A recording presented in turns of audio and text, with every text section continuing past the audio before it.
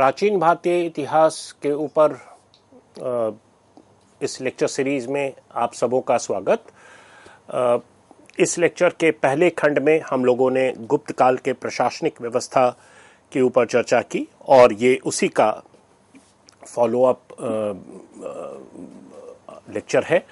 तो दूसरे खंड में हम लोग थोड़ा ज़्यादा विस्तार से गुप्त काल की जो प्रशासनिक व्यवस्था थी और प्रशासन संबंधी जो डिटेल्स हैं उसको समझने की कोशिश करेंगे।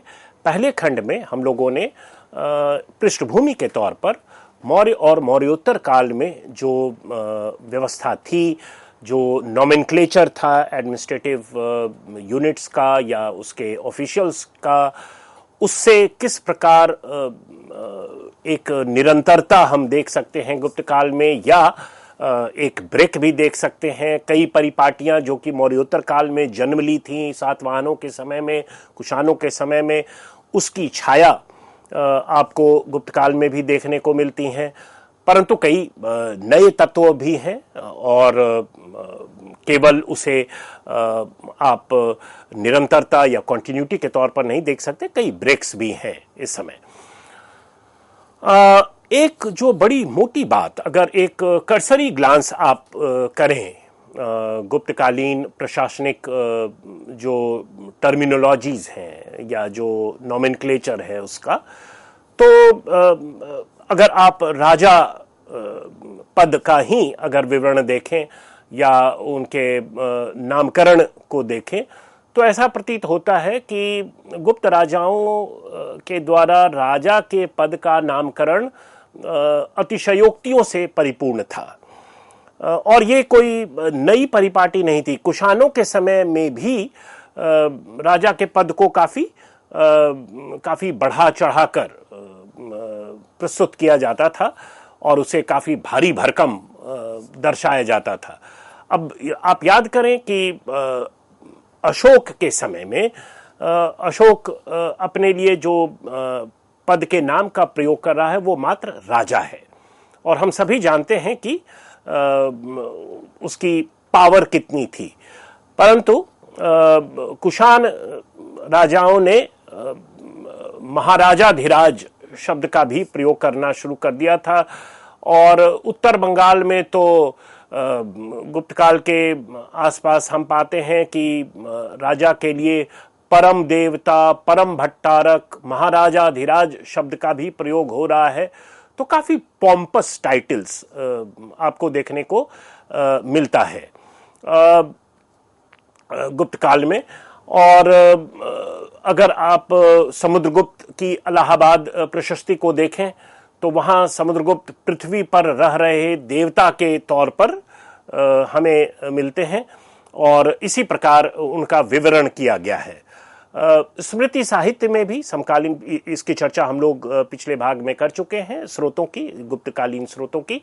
तो स्मृति साहित्य में भी अगर आप देखें तो राजाओं को देवता स्वरूप गुणों से भरे होने जैसी अभिव्यक्ति मिलती है और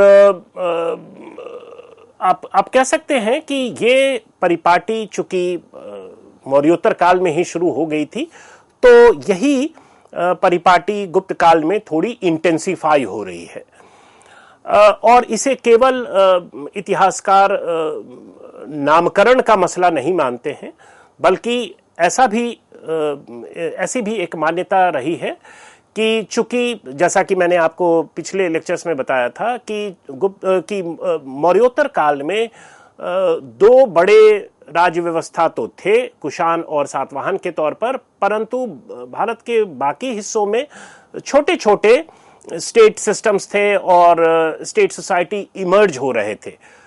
तो वो भी अपना गवर्नेंस तो कर रहे थे परंतु कहीं ना कहीं उनका जुड़ाव इन दो बड़े साम्राज्यों से था। तो एक जो रिलेशन होता है छोटे पॉलिटीज की एक बड़े पॉलिटी के बीच का, वो एक हायरार्की का सेंस हमें देखने को मिलता है इस नामकरण में। तो जैसे अगर आप राजा देखें तो महाराजा, तो यहाँ एक हायरार्की आपको दिखता है, एक बड़ा राजा, महाराजा धीराज तो उससे भी बड़ा, तो एक हायरार्की इम्प्लिसिट है पॉलिटी में। अब इसका अभिप्राय आगे चलकर हमें इतिहास में पता चलता है, जब सामंतवादी व्यवस्था गुप्तोत्तर काल में काबिज हो चुकी थी, तो उस समय आप यह देख पाते हैं कि ये ट्रेंड पहले से भी आ रहा था, और उसके पश्चात जब समाज में और अर्थव्यवस्था में भी उसी प्रकार के परिवर्तन आए, जैसे उनका अर्थव्यवस्था का जो उसकी जो मुखरता है बाहर के कॉन्टेक्ट्स की, वो खत्म हो जाना, और आप कह सकते हैं कि एक इनवर्ड लुकिंग लोकलाइज्ड इकोनॉमी वगैरह जो गुप्तोत्तर काल में हमें देखने को मिलता है, उस अवस्था में इस प्रकार के ट्रेंड्स जो पॉलिटिक्स में हमें देखने को मिल रहे थे, एडमिनिस्ट्रेशन में हमें देखने को मिल रहे थे, वो एक अलग रूप ले लेता है सामंतवाद का। परंतु अगर पॉलिटी और पावर की जो हायरार्की है नोमेनक्लेचर में, वह हमें गुप्त काल में भी देखने को मिलता है, और उसकी जो वास्तविक एक जो सच्चाई रही होगी वह भी हमारे सामने है। छोटी पॉलिटीज का, रीजनल पॉलिटीज का, लोकल पॉलिटीज का अपने से बड़े पॉलिटीज के साथ जो संबंध है वो इसी प्रकार के रिलेशन से मीडिएट हो रहा था।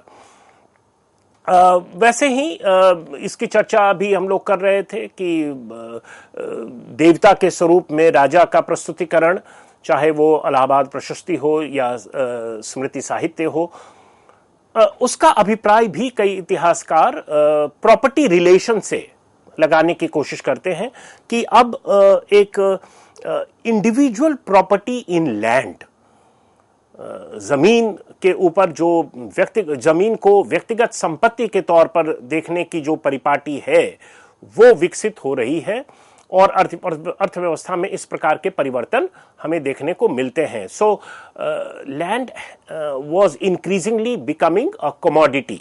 Land as a commodity had entered market, people could buy और सेल लैंड। तो यहां राजा का देवता के प्रति जो प्रस्तुतिकरण है वो पूरे क्षेत्र पर जो एक स्वामित्व है, भूमि स्वामित्व का परिलक्षण हमें इस प्रकार के प्रेजेंटेशन में देखने को मिलता है।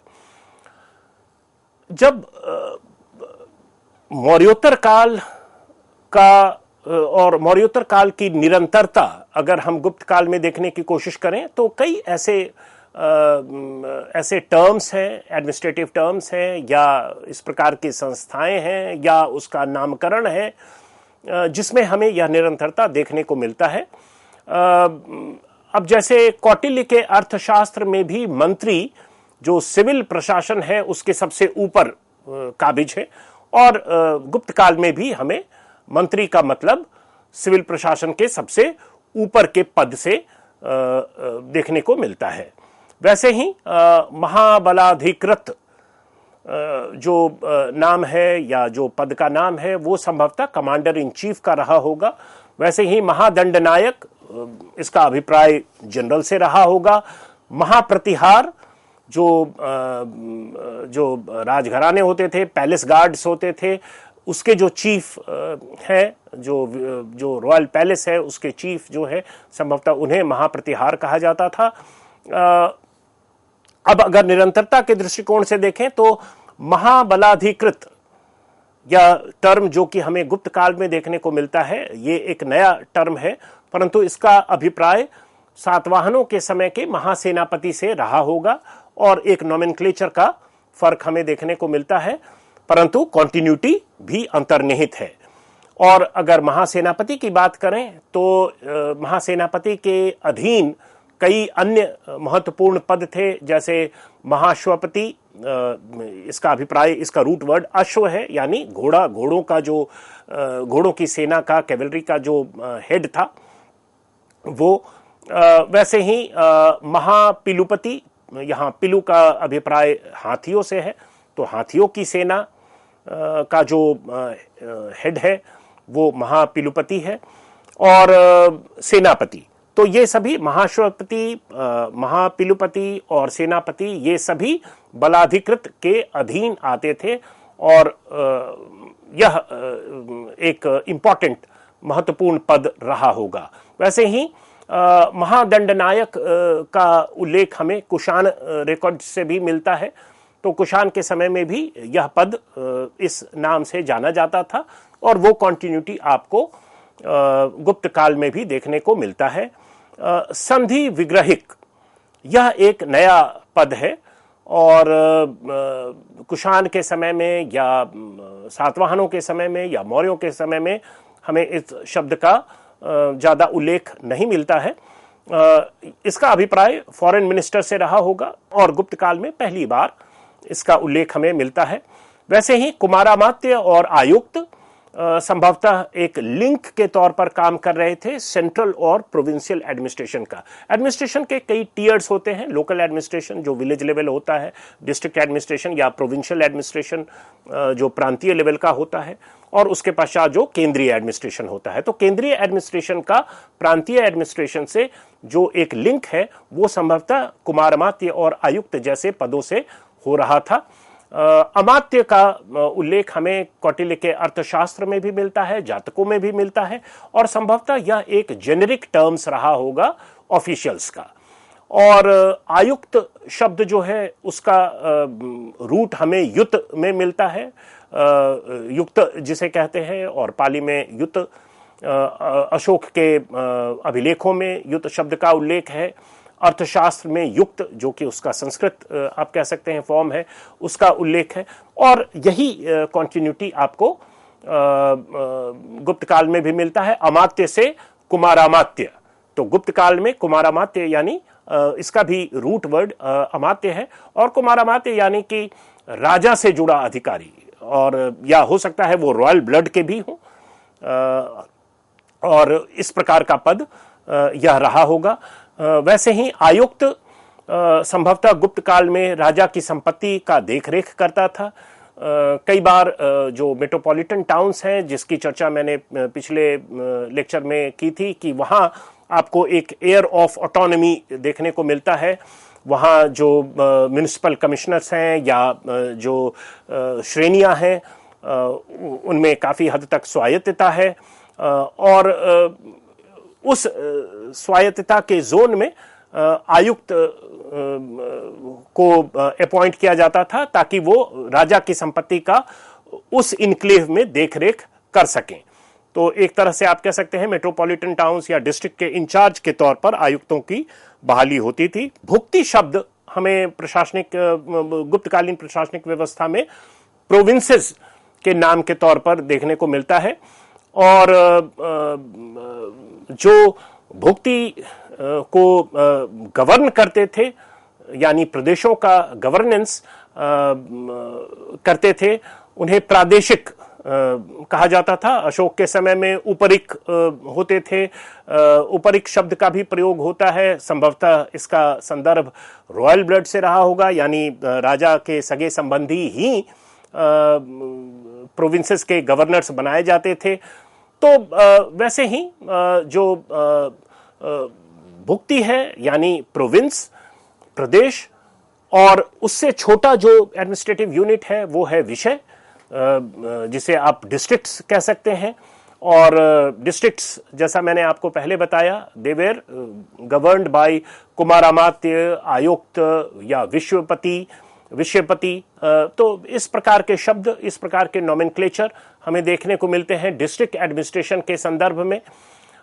उत्तर बंगाल के अभिलेखों को अगर हम देखें तो ऐसा प्रतीत होता है कि सरकारी जमीन के लेन देन कुमारमात्य या इसके समकक्ष अधिकारी और अधिस्थानाधिकरण करते थे। डिस्ट्रिक्ट ऑफिस होती थी, म्युनिसिपल बोर्ड्स होते थे, विषयाधिकरण या आस्था कुलाधिकरण, संभवतः रूरल बोर्ड को कहा जाता था। तो यहां अभिप्राय यह है कि जो ऑटोनोमस यूनिट्स थे, जो स्वायत्त संस्थाएं थी, जैसे अगर गांव के संदर्भ में देखें तो आस्था कुलाधिकरण और डिस्ट्रिक्ट के संदर्भ में देखें तो अधिस्थानाधिकरण। तो यहाँ एक कई लोगों का एक बोर्ड एडमिनिस्ट्रेटिव रिस्पॉन्सिबिलिटी को डिस्चार्ज करता था, और सरकारी जमीन का अगर लेन देन इस इलाके में हो तो यह दायित्व कुमारामात्य का होता था। और म्युनिसिपल बोर्ड की अगर बात करें, यानी नगरों की बात कर रहे हैं, गांवों की नहीं, अगर म्युनिसिपल बोर्ड की बात करें तो दिस वाज मैन्ड बाय, यानी उसके जो मेंबर्स संभवतः रहे होंगे वो नगर श्रेष्ठी थे। नगर श्रेष्ठी का मतलब मैंने आपको बताया है, श्रेष्ठी यानी गिल्ड्स, और गिल्ड्स के जो प्रमुख होते थे तो उसे नगर श्रेष्ठी कहा जाता था। वैसे ही सार्थावाह, जिसका अभिप्राय व्यापार से है और ट्रेडर से है, उसके जो हेड्स होते थे वो सार्थावाह कहे जाते थे। प्रथम कुलिक जो चीफ या हेड आर्टिजन है किसी शहर का, और प्रथम कायस्थ्य यानी कि जो स्क्राइब है, जो लेखा जोखा रखता है, उसका जो हेड है। ये सभी म्युनिसिपल बोर्ड जो शहर के होते थे और जिसमें काफी हद तक ऑटोनॉमी होती थी गवर्नेंस की, वो सभी इस बोर्ड के मेंबर्स होते थे। और जब कुमारामात्य कोई क्रियाकलाप करता था राजा की संपत्ति के संदर्भ में, तो म्युनिसिपल बोर्ड के साथ करता था, उनके अवलोकन में ये सारी बातें होती थीं। तो कोई आप देख सकते हैं कि सीधा कोई रॉयल ऑर्डर का इम्प्लीमेंटेशन म्युनिसिपल बोर्ड या शहरों में नहीं हो रहा है, बल्कि it is mediated by several officials. और ये ऑफिशियल्स कुछ तो ऐतिहासिक तरीके से और पारंपरिक तरीके से यहाँ ऑलरेडी काबिज थे, और कैसे राज्य व्यवस्था, कैसे जो केंद्रीय सरकार है वो अपने ऑफिशियल्स के थ्रू, कुमारामात्य के थ्रू इन ऑटोनोमस जोन में अपनी पावर को पेनिट्रेट करता है या उसको निगोशिएट करता है। वैसे ही अगर रूरल बोर्ड की बात करें, यानी ग्रामीण इलाकों की बात करें, तो यहाँ भी मैंने आपको पिछले लेक्चर में बताया था कि there is an air of autonomy, और उसकी कंपोजिशन क्या है इसके बारे में बहुत सीधे तौर पर जानकारी उपलब्ध नहीं है, परंतु संभव है कि ये जो रूरल बोर्ड है that was headed by village elders, जो गांव के बड़े बूढ़े होते थे, महत्तर आप उन्हें कह सकते हैं, विलेज हेडमैन रामिक, और हाउस होल्डर्स यानी कुटुंबिन। और वैशाली के सील में तो कई पॉपुलर रिप्रेजेंटेटिव्स की भी बात की गई है कि कैसे वो रॉयल ऑफिशियल्स के साथ इंटरैक्ट कर रहे हैं। तो there is definitely an air of autonomy in the matters of administration and management even at the village level. तो ये कुछ ऐसी बातें हैं जो कि जिनका हमें गुप्तकालीन संदर्भ में ध्यान रखना होता है। और एक इतिहास के विद्यार्थी होने के नाते यह महत्वपूर्ण है कि ये जो विवरण है प्रशासनिक शब्दावली का या प्रशासनिक दायित्वों का या प्रशासनिक यूनिट्स का, इन सबों की समझ हमें पूरे गुप्त काल में जो इकोनॉमिक प्रॉस्पेरिटी आ रही है, हाई वैल्यू ट्रेड जो हो रहा है, और कैसे जब इस प्रकार की संस्कृति और राज्य व्यवस्था भारत के अन्य इलाकों में संक्रमित होती जा रही है, जैसे दक्कन का इलाका है, दक्षिणी भारत का इलाका है, पूर्वी भारत का इलाका है, तो वहां भी इन सभी कारणों से जो स्थानीय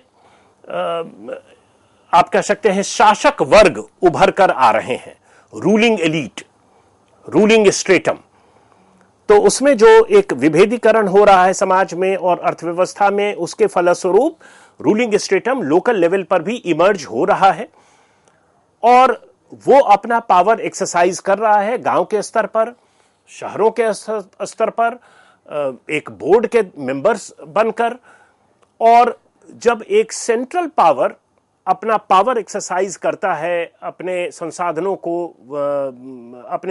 के हित या राजस्व जैसी व्यवस्था वहां काबिज कराना चाहता है, तो वो अपने ऑफिशियल्स के थ्रू, वो अपने अधिकारियों के थ्रू इस सेटअप को टच करता है, कभी पेनिट्रेट करने की कोशिश करता है, और अगर सेंट्रलाइजिंग टेंडेंसी ज्यादा है तो वो उसे तोड़कर अपनी व्यवस्था काबिज करेगा। परंतु अगर उसकी जरूरत नहीं है या कुछ हद तक संसाधन उनके पास पहुंच जा रहा है, तो एक दूसरा पावर रिलेशन बनता है, जो लोकल रूलिंग स्टेटम है और जो केंद्र में रूलर है उसके बीच।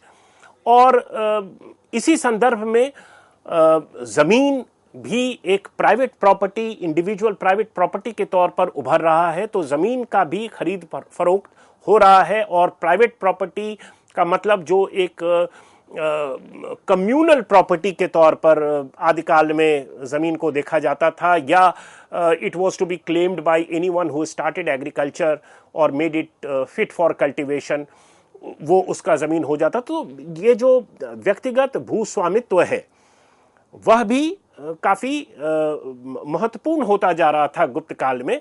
तो ये सभी जो आमूलचूल परिवर्तन है, उसी के संदर्भ में हमें यहाँ की और इस काल की, यानी कि गुप्त काल की प्रशासनिक व्यवस्था को इसी आलोक में समझने की जरूरत है।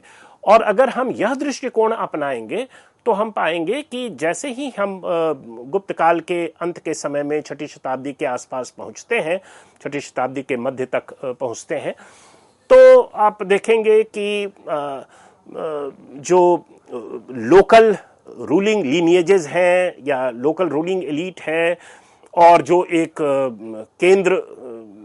केंद्रीय राजा के तौर पर जो काबिज है, या जो एक साम्राज्य के तौर पर काबिज है उस समय, तो उन दोनों के बीच का जो रिलेशन है वो मीडिएट हो रहा है। वो कोई सीधा वर्टिकल हायरार्की नहीं है कमांड का, या कोई कमांड का चेन वर्टिकली अलाइंड नहीं है, बल्कि it is mediated by several intermediaries, मध्यस्थ वर्ग। और जब ऐसी अवस्था आती है राजनीति में या प्रशासन में, तो हम इसे सामंतवाद की संज्ञा देते हैं।